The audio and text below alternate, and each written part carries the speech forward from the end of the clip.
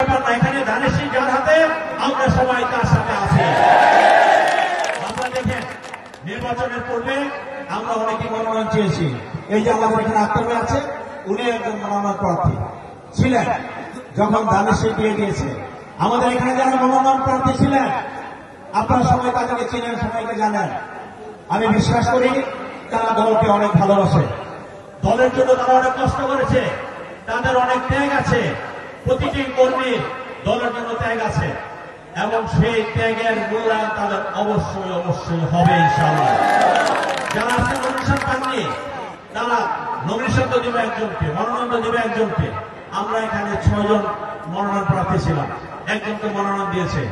ইনশাআল্লাহ আমার সাথে সবার কথা হয়েছে, আমাদের সাথে সবার কথা হয়েছে। অল্প সময়ের মধ্যে দেখবেন তারা ধানের শীষে ঝান্ডা নিয়ে দেশকে বেগম খালেদা জিয়া তারেক রহমানের নেতৃত্বে এবং দেশের মানুষের ভাগ্যের পরিবর্তন করার জন্য ধানের শীষে ঝান্ডা নিয়ে সবাই আমরা একসঙ্গে আপনাদের সামনে আমরা হয়তো আমি মনোনয়ন যদি না পেতাম আমার মনের ভিতরে একটু দুঃখ কষ্ট থাকতো, হয়তো থাকতো। আমি বলতেছি আমি তো মানুষ, আমি তো ফেরেশতা না।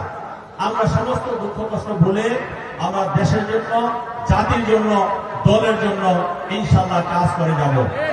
এবং আমাদের যে সমস্ত সহযোদ্ধারা দীর্ঘদিন পরিশ্রম করেছেন, কাজ করেছেন, কষ্ট করেছেন, আমি শুধু এই এলাকার ভোটারদের জন্য একটি কথা বলতে চাই, আপনাদের এক একটি ভোট অনেক মূল্যবান। আমি ভোটারদের উদ্দেশ্যে বলছি, আপনারা ভোট দিয়ে আপনারা একজন জনগণ হিসাবে, দেশের অভিভাবক হিসাবে আপনারা যে মার্কায় ভোট দিবেন সেই মার্কার নেতাকর্মীদের কাছ থেকে আপনাদের কল্যাণকর কর্মগুলো বুঝে নিবেন, বুঝে নিবেন, বুঝে নিবেন। অর্থাৎ কল্যাণকর কর্মগুলো কোনটা, এখানে উন্নয়ন আপনি বুঝে নিবেন, এখানে সমাজের ভালো সামাজিক অবস্থা আপনি বুঝে নিবেন, এখানে মাদক বিরোধী যে আমাদের মাদক বিরোধী যে আন্দোলন, সেই আন্দোলনে আপনারা থেকে